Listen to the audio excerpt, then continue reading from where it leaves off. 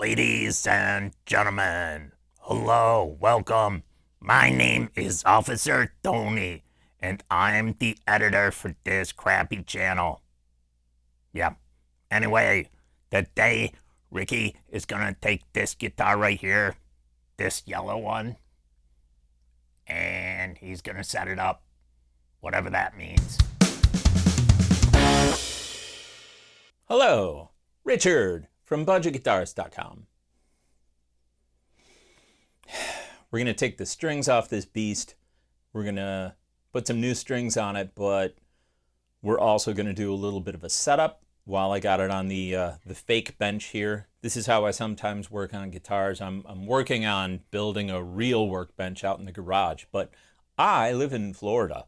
And in Florida, in the summer, it's hot. And as hot as it is outside, it's even hotter in the garage.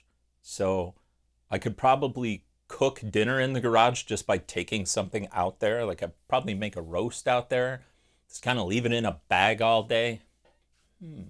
Anyway, so I'm just gonna kind of talk you through this. I've done this before. I did the 3-part set up your Epiphone thing, but you know, some people are interested in working on guitars. And really, there's almost like 3 or 4 different levels of working on guitars. I mean, one level is just changing the strings. But I don't think it's unreasonable to expect that somebody who can learn how to change the strings can learn how to do like a little bit of a basic setup. So that's what I'm going to do. I have got this guy here, which is my #1 Strat with 10s. And it's got the Texas Special pickups, right? So I've got my #2 Strat here, which currently has 11s. Well, it's getting a set of Ernie Ball 10s. This has the Tex-Mex pickups. So does that mean that I'm probably going to do a shootout, Texas Special versus Tex-Mex? Oh yeah, that's exactly what I'm going to do. It should be interesting. I already know like which one I prefer, but maybe my mind has changed, you know? Well, give it a shot and see what happens. Step 1, don't just cut the strings, because here's what can happen. You cut the string, this is under very, very high tension, right? So you cut it, it's gonna fly up and it's gonna hit you in the face, and that would be bad. So don't do that. So don't just snip it, right? You wanna detune. Now, 2 different detuners. This one's about, I don't know, $5. And then this one is about, I don't know, like maybe 20 for the cordless screwdriver, and then maybe like, I don't know, 8 for this, so maybe $30. This one, you move around with your hand. This one, right? So in the case of a Stratocaster, it is actually lefty-tighty, righty-loosey. So it works the opposite of a screw. If you turn the tuning keys to the right, you're gonna loosen the pitch. Allow me to demonstrate with my clip-on mic here. See, you can use either one. I'm going to use this one. Take them all the way down to the point where there's no pitch, basically.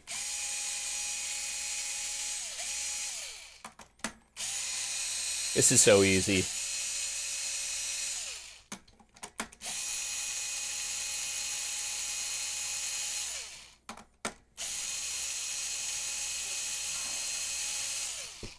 Right, so again, you can buy this. You can buy this at like Sam Ash Guitar Center. I'm sure you can find it on Amazon.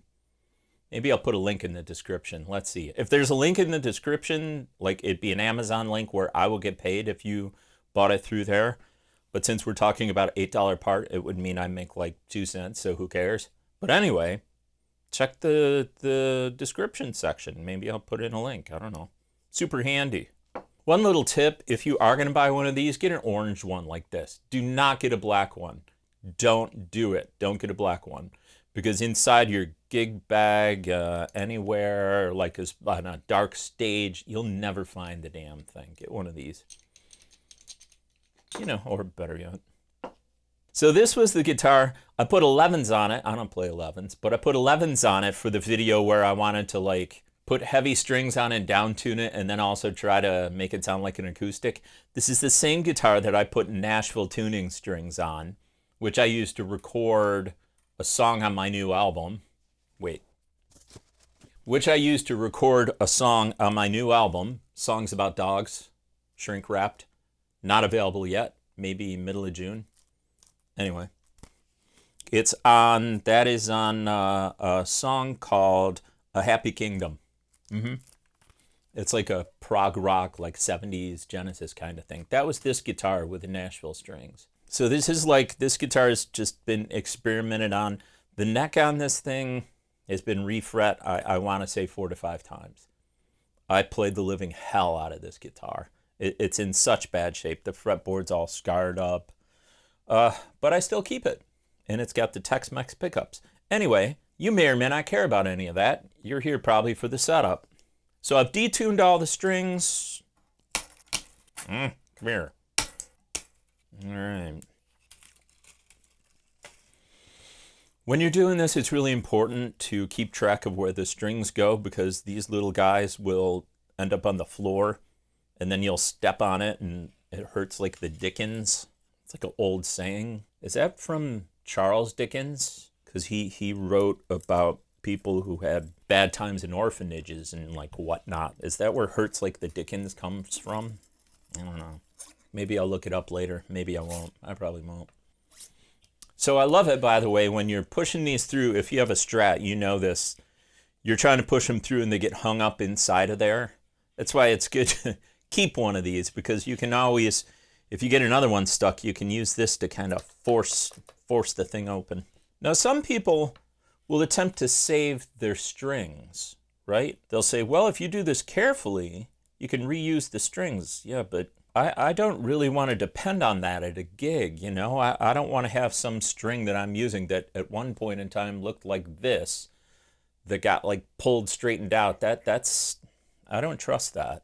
So when you take the strings off, it's a good idea not to have your fingers right down here by the tuner, because as that thing comes off, it's going to come off real quick and put a hole in your finger sometimes. So I like to give myself a bunch of space. Man, these are heavy gauge strings.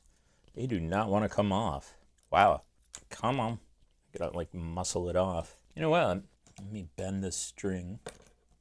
There we go. All right. So I got my old strings here. Trash. 1, 2, 3, 4, 5, 6. Okay, good. We could play that game again like I did in the one video where we go look what's in my trash. I don't think we'll do that. So, what do we have? Well, we've got, man, these frets are something. Let me have a look at these frets. I can see my future in these frets. They're saying you're going to buy a new guitar. Not anytime soon, though. I think I want to polish these. Well, hang on. Always something breaking us into. I'm back. Okay. Old nasty t-shirt that I had set aside with the intent of cutting up to use to like do things like polish frets. So I just want to probably rip it, huh? Like the Hulk. It's not impressive. All right. So to polish my frets, I'm actually going to use cymbal cleaner. And you might say, well, why would you use cymbal cleaner to clean frets? Because cymbals are metal and frets are metal and this cleans metal. Also, because I saw it on another YouTube channel, Dave's World of Fun Stuff. Dave is a grumpy Canadian guy who repairs guitars and knows way, way, way more about guitar repair than I do. Like, he's done it professionally. I'm a hobbyist. So he did this, he used this, and I said, oh, that's cool. I should do that because that makes sense to me. So yeah, we're gonna follow Dave. And I'm gonna get some cymbal cleaner in the movie here. And yeah, I have no idea if it's good or bad for wood. I probably should figure that out. But in the meantime, I think what I'm going to do is just use my painter's tape and just tape up the board a little bit. I mean, in general, you don't want to put stuff on wood unless you need to, right? This poor board, like I told you before, it is so scarred up. It's just not even, it's not funny. I bought a Mighty Mite replacement neck for this guitar, and quite frankly, I didn't think it was very good. It was okay. It was like an affinity Strat neck. Like, all right, nothing wrong with it, but nothing to write home about. Like, I mean, it was like $135, which is about what it was worth, right? And I should also get some thinner painter's tape because I'm doubling this stuff up, kind of, and it's kind of a waste, isn't it? You guys don't mind if I waste tape, do you? Hopefully the tape police are not watching. So when you're taping up the fretboard, basically what you're trying to do is just to protect the wood. Is this compelling video yet? The cool thing about painter's tape is that if you've never used it with guitar work before, the cool thing is that it won't take anything up. It's super, super easy to get up. So you can put it on wood, you can put it on this poly, whatever it is, plastic coating that's on this guitar. All that jazz. I really need to invest in those, they sell these silver things that are shaped like this, and you just put it over the fret and then you move it. They're not expensive either. This is kind of annoying, having to do this. Now that I think about it, it's like, well, I could speed the video up. Thing is, YouTube likes longer videos for whatever reason, even if people like stop watching. All hail the mighty YouTube algorithm. If I do not appease the YouTube gods, they will bury my video and no one will ever see it. So what I meant to say is YouTube is an amazing, awesome platform where content creators make content to feed the Google machine. I mean, make content to express their creativity. What really sucks is when you get to the higher frets and you have to start cutting these into thirds. When I was in elementary school, back in the day, they used to give us, there was a big box of scissors that were like these little metal scissors. None of them could cut worth a damn. And if you weren't quick enough, you get to the box and the only thing left is like there's always one or two lefty scissors, which you couldn't use unless you were left-handed. None of those scissors could cut worth anything, though. Yes, people talk about the good old days. My teacher in the early 70s, if she thought you were off task, she would smack you with a ruler. This was not a private school. This was a public school. And also, she never smiled at the boys. She only smiled at the girls. And that was, the only exception was open house, when she was like everybody's best friend. And I remember going to open house and seeing her smile, and she smiled at me, and I just thought it was creepy because I'd never seen that before. Mostly the look I saw from my kindergarten teacher looked something like this. Get back to work. Wow. I'm not bashing public education, by the way. I've spent almost 30 years in public education. I taught 5th grade for 5 years. I know what it's like to be in the trenches, so to speak. Boy, I had some good kids, though. I won't name names, but my goodness, some really good kids. It was fun. We did a lot of fun stuff back in the day when I was teaching. We launched model rockets, we made a class movie. We wrote software, we made web pages. It was a blast. On the other hand, it's not a bad idea to see what's involved with like taping up a neck. Like if you want to do this kind of stuff, you can't be in a hurry. You got to be patient. It might take you 10 minutes to do this or 15 minutes. Whatever it takes, that's how long it takes. All right. So, cymbal cleaner used for cleaning cymbals. When you open stuff like this, don't open it pointed at your eye because sometimes it squirts out, especially if you shake it up like I just did. Also, don't drink this. Want to see what it looks like? No. It looks like nothing until I open it. The most important thing that you can have in your studio is a trash can. It looks white and milky. There you go. Look at this. Look at this. See that? It looks like white paint almost.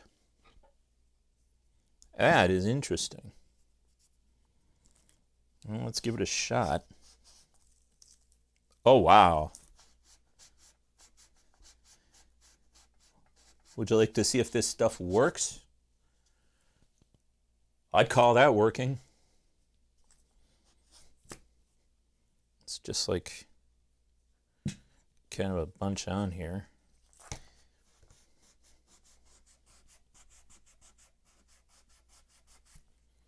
It's all like gunk off the fret. Wow. That is really something. I'm impressed. Dave was right. Thanks, Dave. Dave's too hard on Stu Mac. If you watch Dave, don't you think he's a little too hard on Stu Mac? Boy, he's so hard on Stu Mac. I love my Stu Mac tools. Although, as I sit here, well, no, this is Stu Mac right here. This neck support that I'm not using is Stu Mac. Polishing the fret, what does that really mean? Well, mostly it means I'm cleaning it because you get all kinds of gunk on it. Look at that. Wow. This stuff is amazing. This works really well.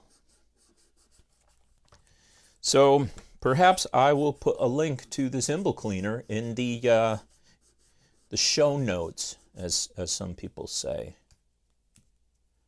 And what I'm doing is I'm just like rotating the cloth so that I'm not cleaning the next fret with like the dirty cloth. And that's a trick that Dave did on his channel. Again, if you really are really interested in this stuff, check out Dave's World of Fun Stuff. Great channel. I've been a fan for years. Plus, Dave is funny. I think he's funny. I think he's hilarious. Most Canadians, you think of them as being like super friendly, and they are. I used to live in New York, and I've been to Canada more times than I can remember. Great, great people. Great country. Biggest reason that I don't live there is the weather. But other than that, Toronto's a great city. Anyway, what was I talking about? Oh, Dave's World of Fun Stuff. Dave is a little grumpy. I think Dave does he does special effects for movies and stuff. He's a really interesting guy, and you really need to check out his channel again. Have I pimped Dave's channel enough? Dave's not paying me anything. Why would he? I have like 600 subscribers. He's got thousands. Man, this is... Okay. This video is really how to polish your frets, I think, is what this video is going to be. And you don't need much of this stuff either. Oh, anyway, a lot of guitar players like it when the dead skin and sweat and crud from their fingers stains up the fretboard and gets all over the frets and stuff, and they call it mojo. And maybe you're one of those people where you just think that's cool to have like dead skin and old sweat. You think that's going to contribute something to your tone. It will contribute something to your tone. It'll deaden it. So if you want to deaden your tone, you could also just turn your tone knob down a little bit. That's just my thought. This is getting a ton of gunk off the frets, and I am very pleased. So anyway, mojo, yeah. It's the oils from your fingers, it's dead skin, it's sweat, and most professional guitar repair people would tell you that it's not really a good idea to not clean your instrument. It's not sanitary, for one thing. But you know what? It's totally up to you. Who am I to judge if you want a dirty guitar? That's fine. I mean, I don't really...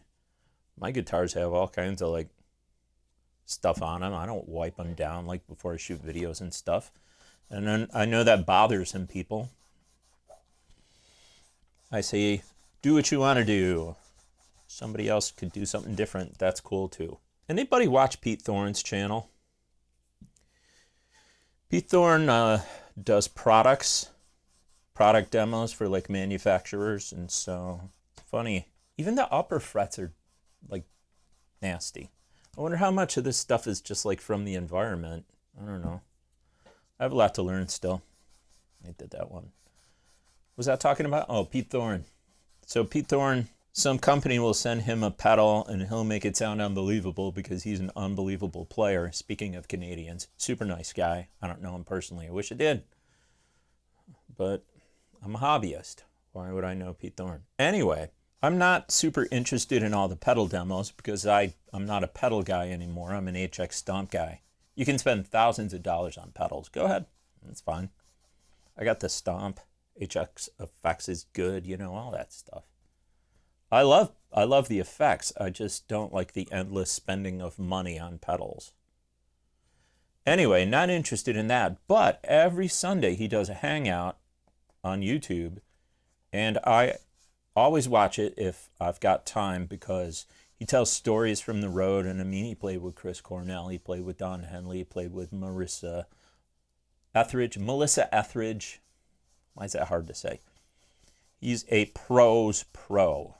Studio recording, and great all-around guy. And his stories are so interesting. It's like, man, it's like hanging out with a professional guitar player once a week. And I don't know.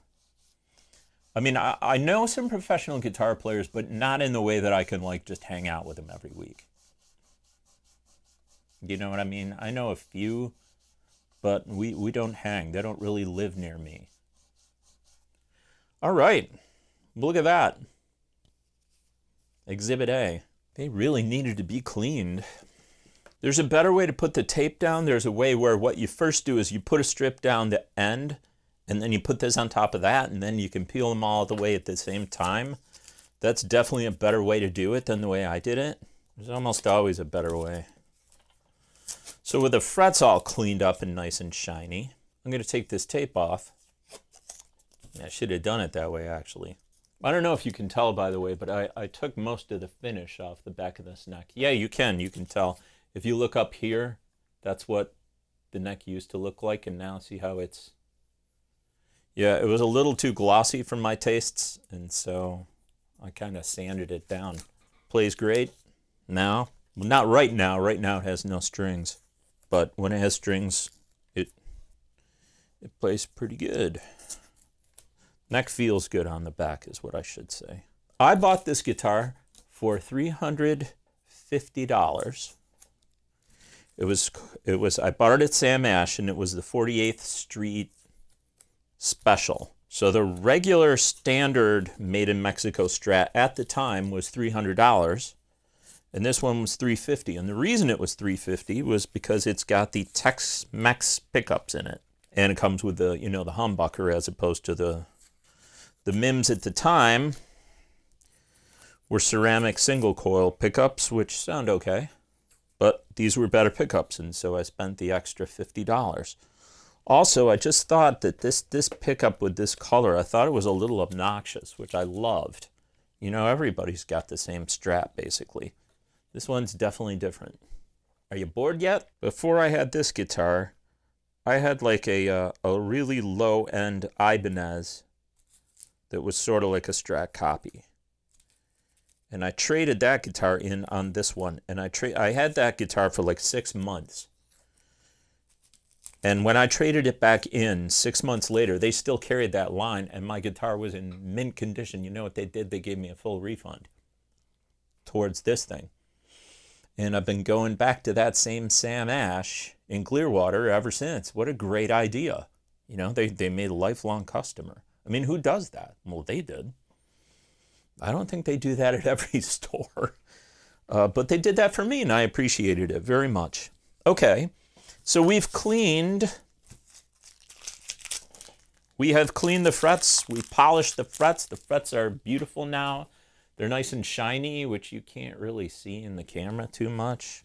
Okay, so that's how to polish your frets, or at least that's one way to polish your frets. So in the next video, we're going to keep working on this guy. I'm going to clean the fretboard. We're going to do a setup. So we'll put the strings on and action, intonation, truss rod, all that stuff. Even though I went through it in a different video, that was an Epiphone, this is a Fender. It'll be slightly different. So come back next week and we'll work on this guy some more. Well, you don't have to come back because I'm going to work on this guy next week, whether you come back or not. I'd like it if you came back, but if you don't, I understand. You're a busy person. You got a lot of things to do. Like watch guitar videos. And next week's video, that could be one of them. Could be one of the ones you watch. You could hear the story about the purple ghosty sticker, right? You could hear that story. I mean, certainly that's worth something. Thank you very much for watching. Tune in next week where we do some more work on this guy. And then after that, we're going to compare my two Strats, Tex-Mex versus Texas Special. This is what's coming on the channel for the next few weeks. Again, thank you very much, and I will see you again next Friday at 5.